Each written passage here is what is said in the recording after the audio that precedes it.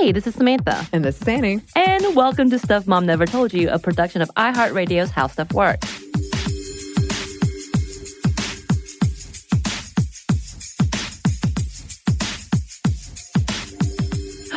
Anney. Yes? You know what time it is?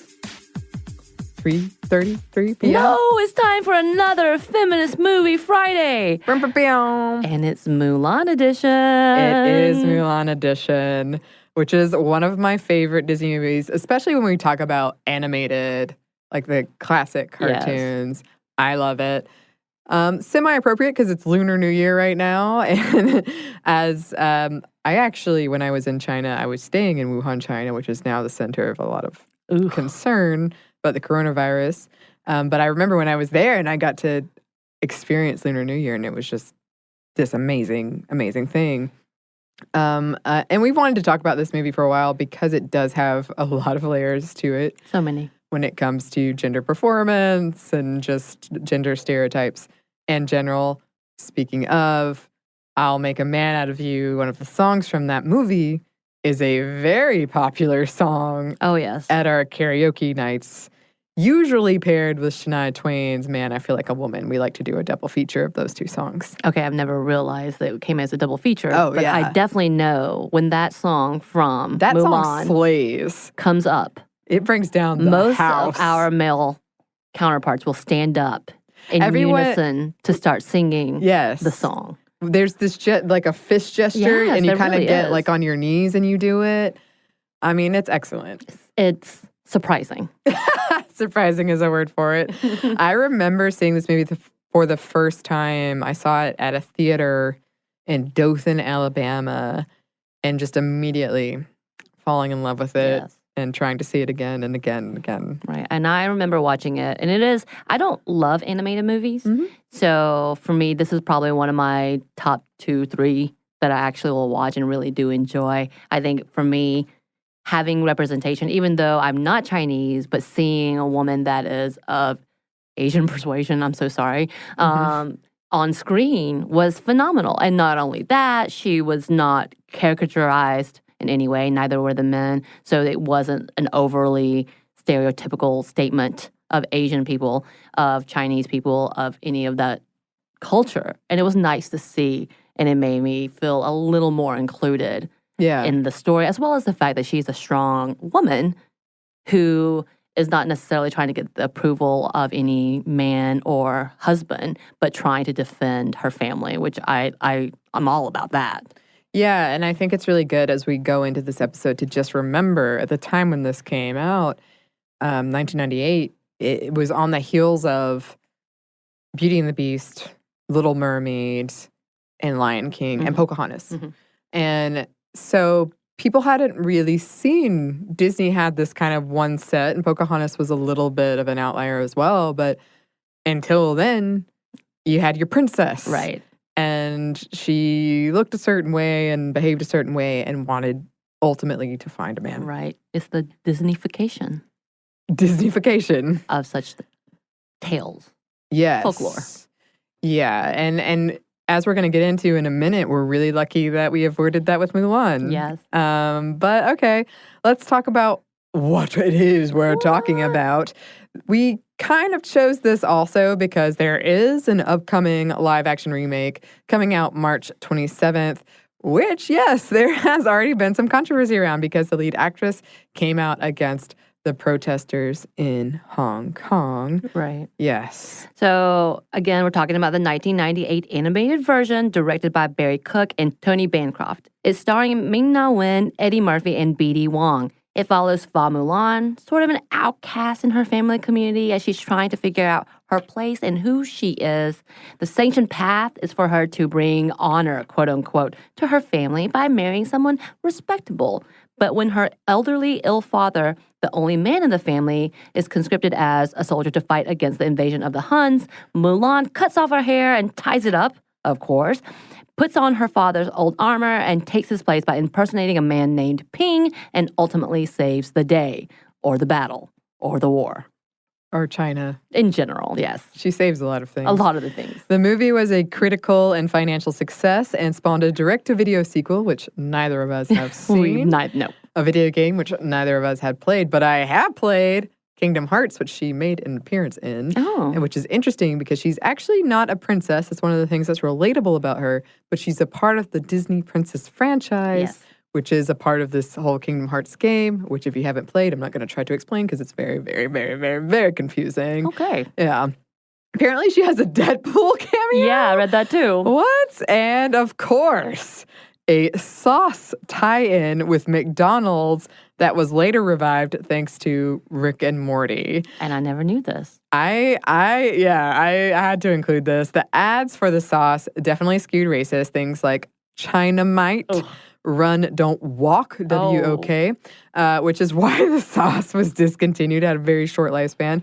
Rick and Morty fans brought it back after Rick mentioned it on the show, and it kind of became a running joke on the show. And the fans had this 2017 and 2018 petition that got it back. There was rioting. We've talked about it before on this show. A whole thing. A couple years ago when I was at Dragon Con, it was like the big costume at Dragon Con was to dress as the Szechuan sauce. Oh, wow. Yeah. So there was that. At the time, Mulan was, quite different than a lot of previous Disney stuff, especially when it came to the main character. She wasn't waiting around for the day to be saved. Her primary motivation was not romance. She fights and she uses her brain to outsmart the enemy. She was the first Asian main character in these Disney movies. A lot of the animators described her as, quote, not a Barbie doll, making her more accessible. I still maintain she is quite thin, but yes. Yeah, perhaps not a Barbie doll. I mean, she's definitely animated thin. When you see them dressing her up and they tie her waist, yeah. and they say the line tiny waist. Right. It looks painful. It definitely does look painful.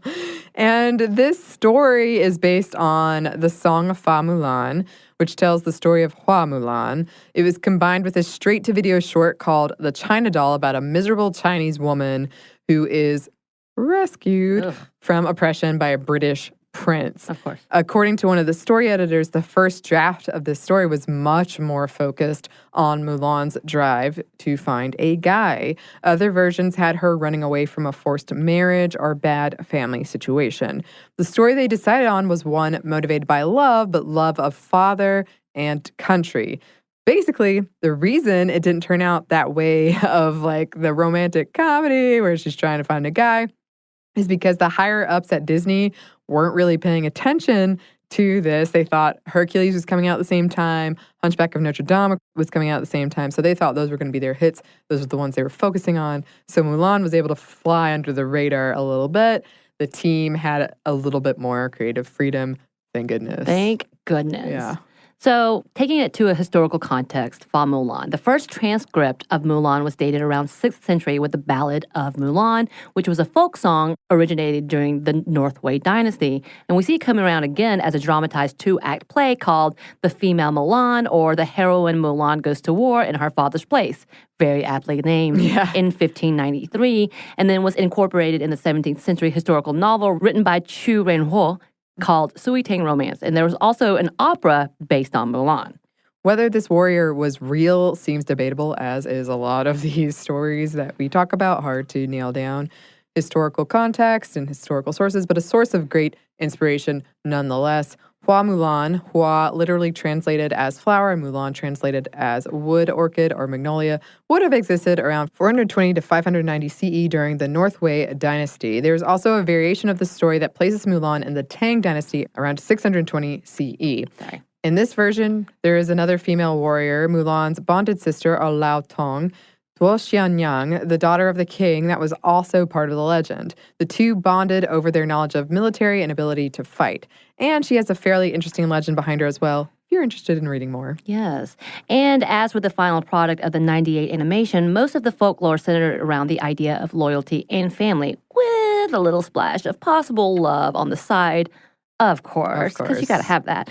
All the variations do incorporate that Mulan felt she needed to protect her elderly father by taking his place in battle. But it's something to note that during that time, it wasn't against the law for women to serve and sometimes would be drafted in specific circumstances. So the whole put to death thing may not have happened or may not need to, but you know, we need that drama, right? Yeah, we need that drama. Sure. Also, there seems to be a character missing from the animation, but may have been replaced by the dog, which you said, this doesn't make sense when we were watching it. We know him as, quote unquote, little brother. Right. When he chases around the bone to feed the chickens. Right. But in some renditions, there is a younger brother who was too young to serve, and it's part of the story of why she also went into war for both of them. Right. And in these stories, there are several variations of the ending, but a couple include with her revealing that she is female and walking to battle in female clothing, which inspires the rest of the soldiers to fight and win battles. Very inspiring. Also, some include her being promoted to general and being a part of the military for either 10 or 12 years. It does end up with her being honored by the emperor, a very moving scene. Yes.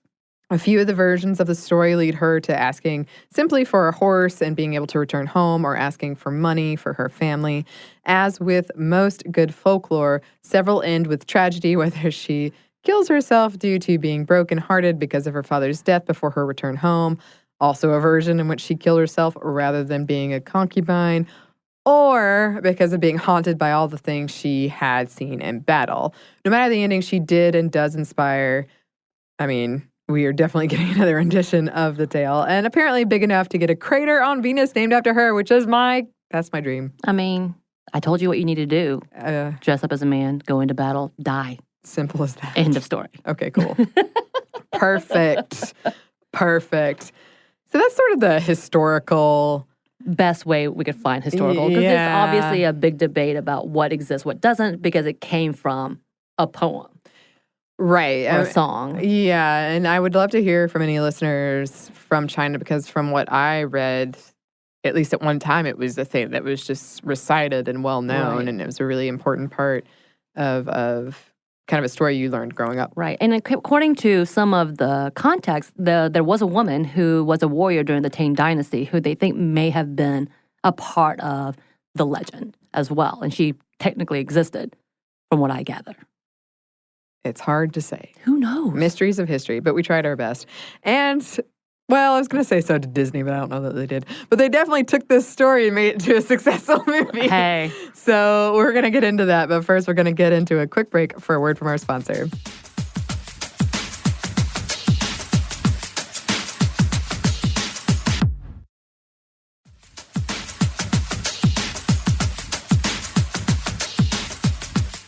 And we're back. Thank you, sponsors. So let's get into a slightly more detailed plot. Right, about this animation. If you haven't watched it, if you haven't, I would recommend you do so, because it's fun.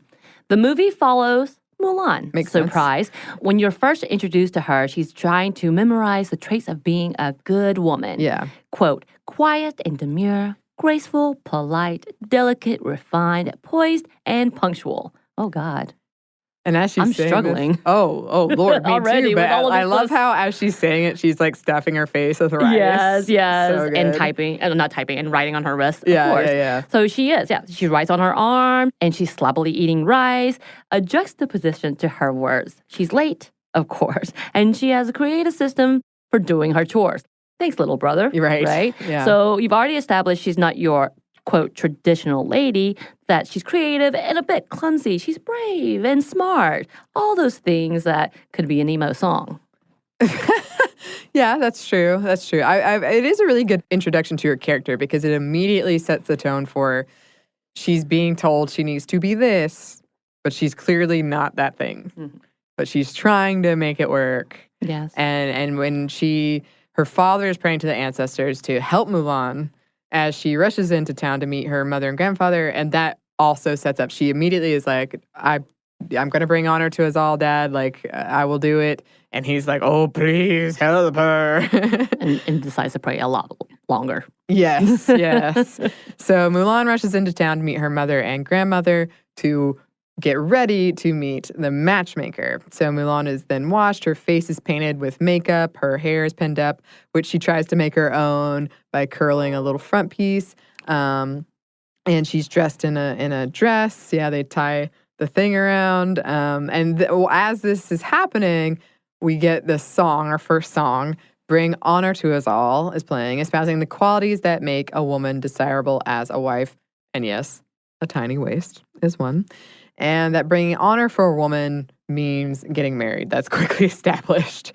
Mulan's grandmother gives her a lucky cricket, and one of my favorite random facts about this movie is that most of the creators hated the cricket. They hated him because they always had to ask, well, what is the cricket doing during this scene? But one of the other creators kept sliding images of the cricket, Cricky, under their doors, and so that's how we got him.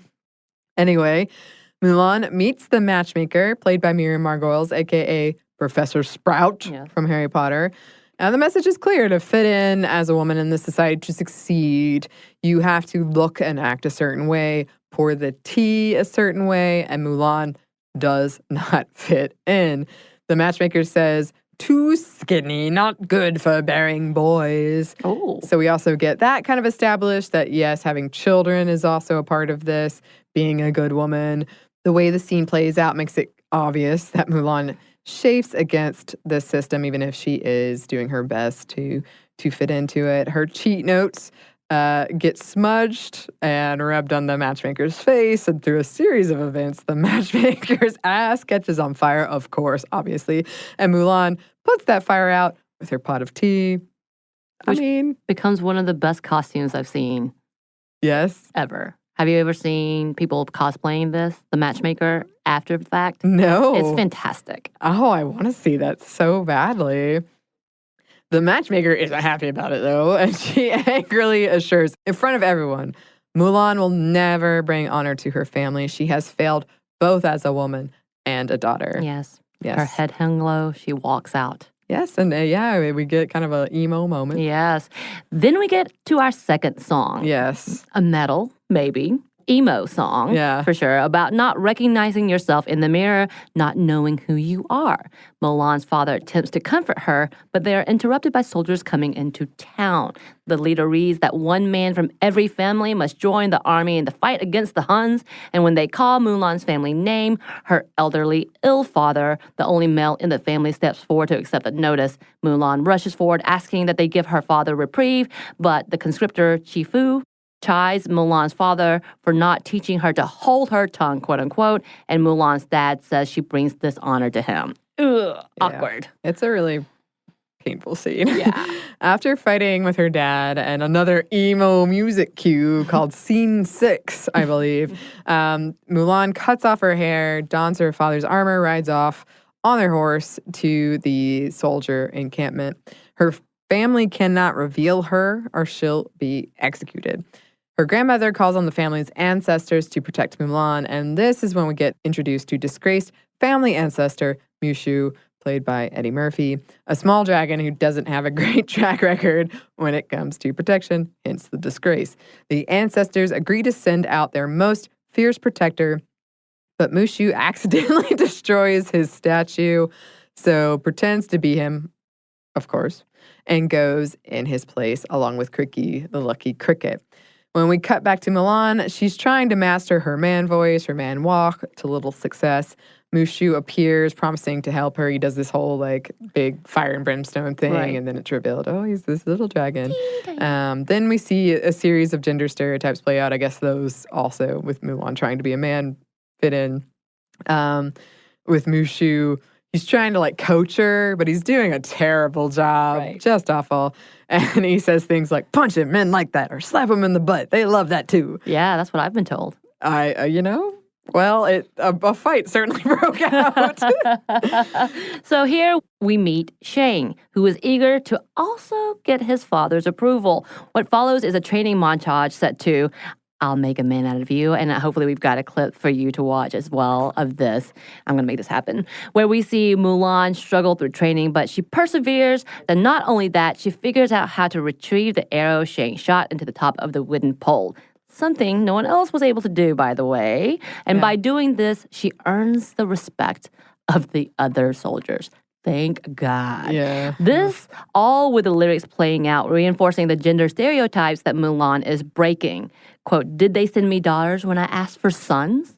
Yes, maybe they did. Yeah. The whole implication that, quote, being a man is the only acceptable way of strength in warfare. We see her unique set of skills play out again After they discover that the soldiers of Shang's father was massacred along with his father, and they are attacked by the Huns in a mountain pass, down to one firecracker, Mulan shoots it to the top of the mountain, causing an avalanche that swamps the Huns. Yeah. I mean, that scene is epic. Yes.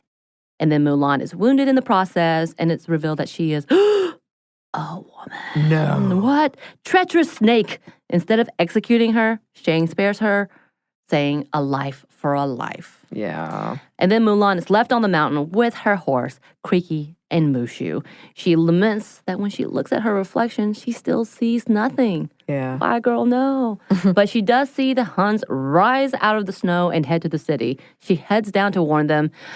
But of course, they refuse to listen now that she's a woman. Yeah. Shame. What she say? You said you trusted Ping. Why is Mulan any different? And they're like, huh? Who? This is so fun. Samantha and I, of course, did our thing where we watched this in preparation. We had our date night. And Samantha was making fun of me because I was so into it. Even though I've seen it a million times, I was like, oh, no. My favorite moment was like, oh. And I'm like, are you really shocked by this? Have you not seen this? What's happening? I just get invested. You surely do. And I love watching movies with you just for that. I get really into it.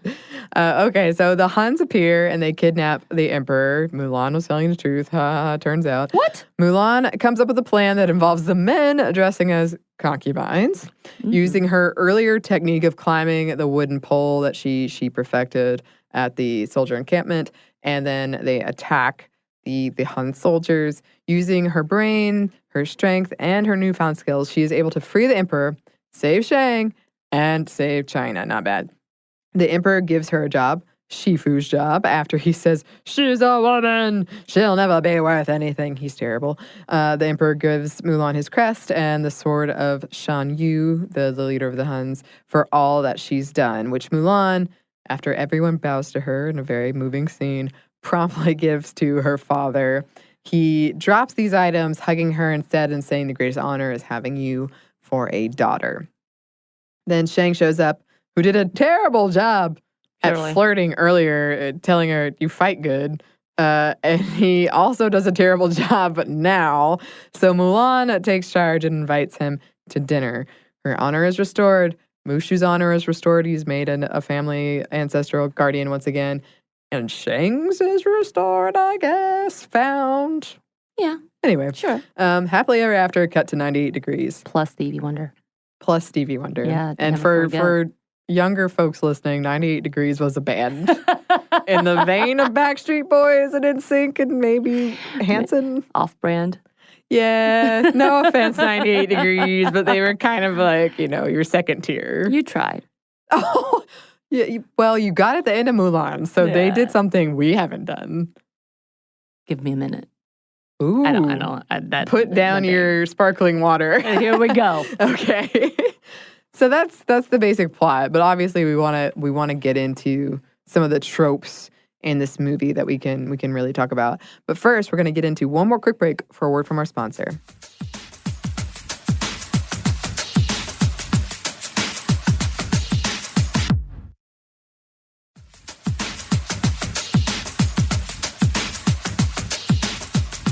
And we're back. Thank you, sponsor. And yeah, there are a lot of things in this movie when it comes to gender stereotypes that we can talk about. And one of them that we wanted to touch on was this whole idea of the matchmaker. Right. So I was very curious after watching the scene with the musical number Bring Honor to Us All. And of course, with all of the implications that a matchmaker would define, whether honor could be brought to the family with feminine ability to find her match. A man. Yeah. And after researching, there was quite a bit of information on old traditions, including a tea ceremony, which would involve the female serving tea to her possible mate and his family. And if it went well, the man would put an embroidered red bag on a saucer. And if she wanted, she could accept it, much like a rose, I would think. But again, this would be set up by a matchmaker. And though the practice was common, it was not necessarily due to forcing women to marry, but as an assistance/service for the family. And with that, it wasn't necessary to match a man to a woman, but it was about finding family with family. Mm-hmm. So bringing in a unit rather than just man-woman. It was a social arrangement. Also, at one point in history, matchmakers/match brokers were so important they were appointed by the government and given certificates of authority. Yeah. And I think this is always a good reminder that our current understanding of marriage in the romantic sense is actually relatively new. Right. And we have to say, they're still matchmakers. Yeah. Just because it may be automated online doesn't mean they're not. That's true. We see you dating apps. Mm-hmm. It should also be noted that though there were some extreme policies in ancient Chinese periods, it was rare. And extreme meant that women were not be married by 17. If the girls were not married by choice, they'd be forced to. However, it seemed matchmakers weren't always necessary, but traditions could involve festivals and get-togethers for singles, some sort of mixer maybe. Yes. For example, there was an annual mid-spring meeting on the 3rd day of Lunar March, which involved wine. So I'm definitely in. Mm-hmm. And lantern festivals, which are still celebrated as the Spring Lantern Festival, which happens the 15th day of the first lunar month. Yes, and by the way, it is also informally known as Chinese Valentine's Day. I like that idea, right? Yeah. So that's what we found with the matchmaking. And I know there's a lot more information, and it goes into traditional marriage today.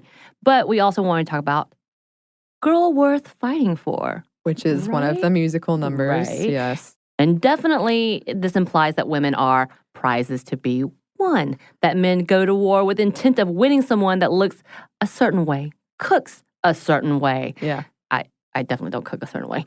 When Mulan says she'd like a woman with a brain who can also speak her mind, they're like, nah, yeah, all we're the men are good. like, nah.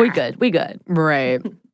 So they're, pretty much objectifying women, painting women of, I want this woman to be able to meet these needs for me. And it's mostly looks and gender stereotypes. Like she has to look a certain way, cook a certain way. Because the audience is meant to side with Mulan, however, and view her actions as correct, we're meant to infer that Mulan is right and these men are wrong. And we could also talk about fragile masculinity. Yes, we can. Mushu taking credit for successes and causing and denying most of her failures. And when he implies he can see through her armor and she slaps him, he threatens her with dishonor, which was one of my favorite lines. I will say it's funny to see him do this. Coercing her to apologize to him. Though he implies that by teaching her about masculinity is the only thing keeping her alive, he is the one who outcasts her. Honestly. Yeah. He caused the fights. Yeah. And is constantly making messes that she has to fix. Every time, y'all. Mm-hmm. He's really sexist. / stupid girly habits, he says. Yeah. Oh, wait. With her wanting to clean herself. Why you gotta be clean? Yeah.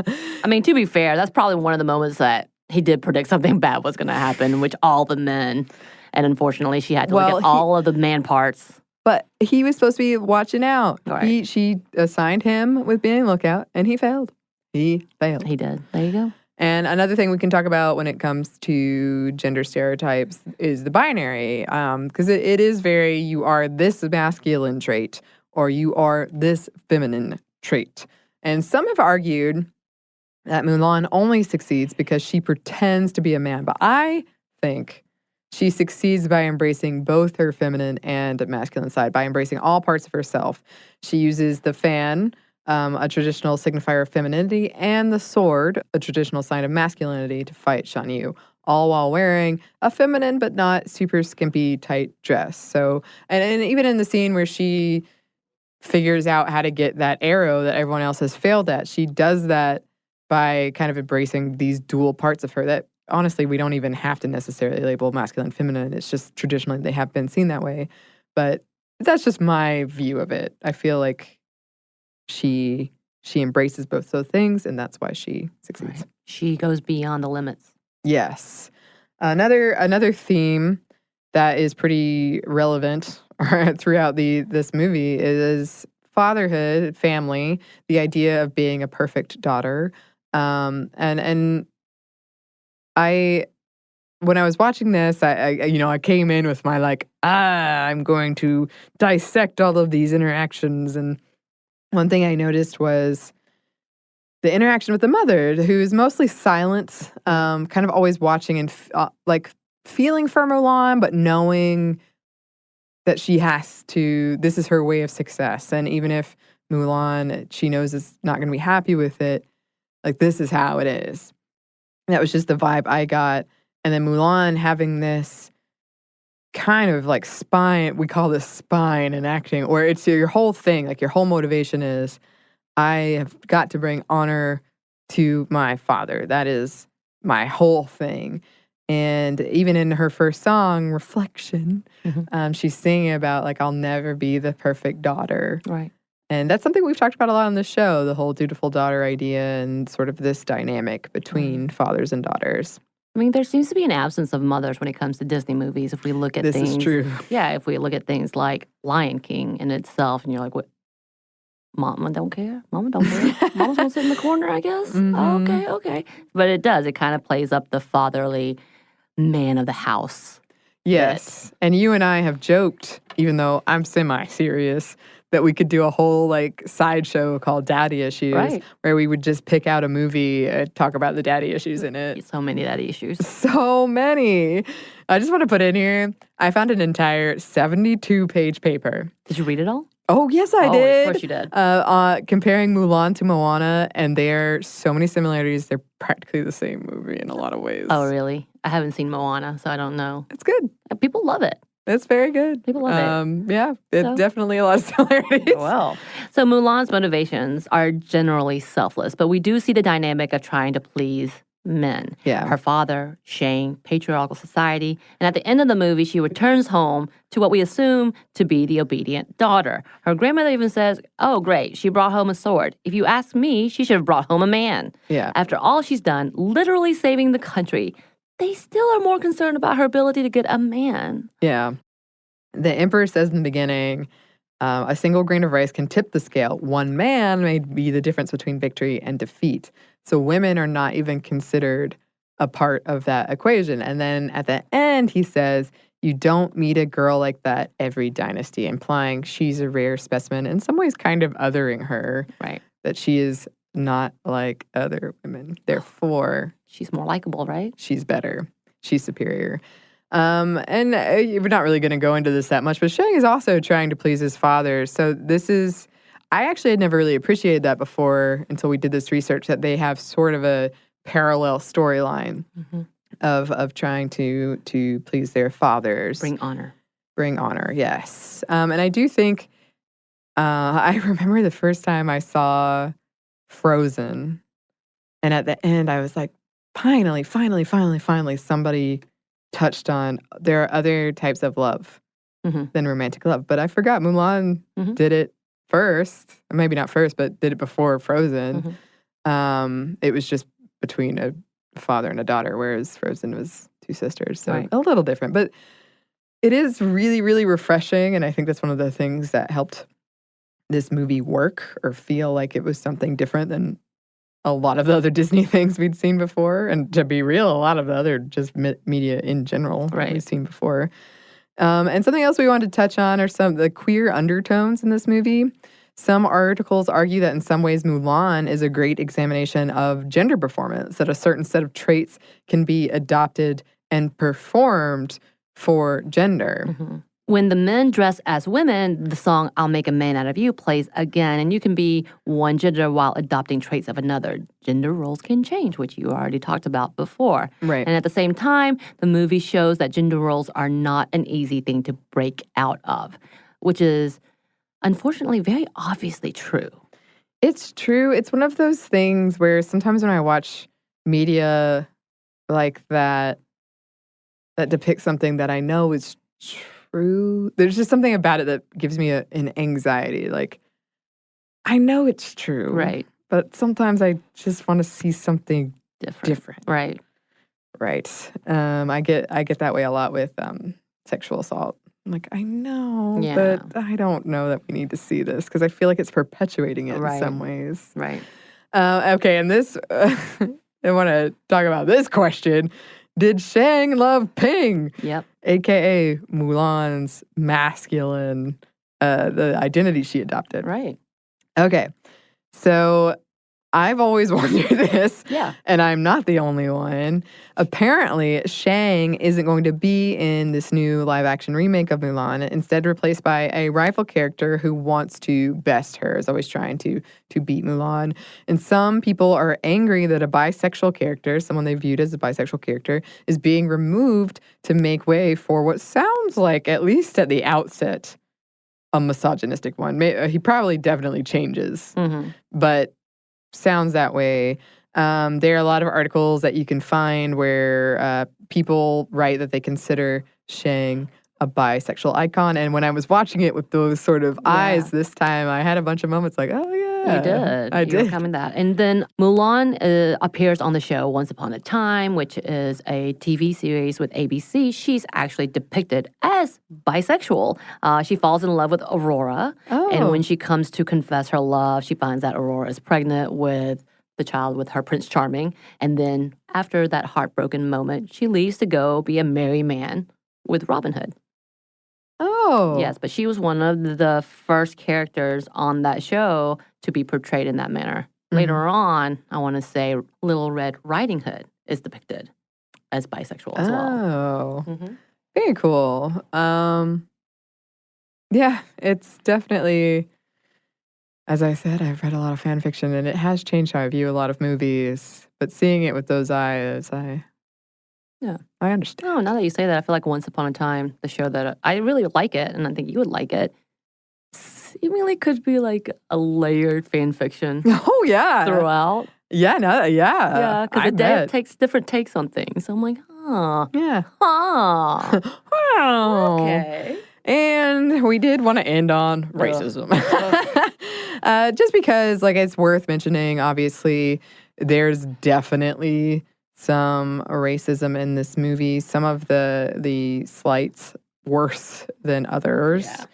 Particularly Mushu, who I would say is the greatest offender in most categories, sexism and racism.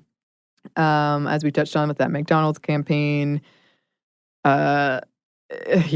And also, we didn't really talk about this, but because this movie wasn't as formulaic, i.e. not a white princess in the front of it, they didn't think it was going to be successful, so they didn't put money into it. So that McDonald's campaign was one of the only campaigns they did, and it was pretty racist. It's super racist. Yeah. Absolutely. And I did appreciate the fact that they did have a large cast of Asian identifying actors, which I did actually appreciate, because the majority of the time you see everything being whitewashed and having these main characters actually be Asian people. When you look at it, you're like, what? Ming-Na Wen is hitting? I loved her in Joy Luck Club. She's actually representing a Chinese character. This is phenomenal, and I love it. So it did do well in that respect. I think at that point in time, surprising that they went that far. Yeah, especially considering, like, even now. Right. Even now, that is a continued conversation. And I also appreciate that they didn't bring in a white savior. Oh, my God. Yes, which, like we said, that was part of the original script. We really... It could have grateful. Yeah, it could have been way worse. Also, I've seen Ming-Na Wen at Dragon Con before, and she was great. She's amazing. But yeah, and watching it, like the Huns, I get that they're villains. Yeah. But in some of the depiction, it makes me uncomfortable. Yes, and it should. Yeah. So there's that layer, and then also, like, this is perhaps obvious, but there's a lot of historical inaccuracies. Like, I believe the Forbidden Palace, wouldn't have been built at that time. Right.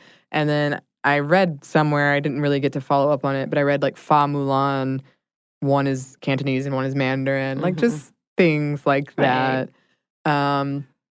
So always be mindful of the entertainment you consume. It's totally cool to like something, but just be aware of the messages you're getting. And the context. Yeah, and especially for children, whenever we talk about something that children consume, I don't have kids, so I always feel weird saying this, but I think that it's important to just, before you show your kids something, watch it.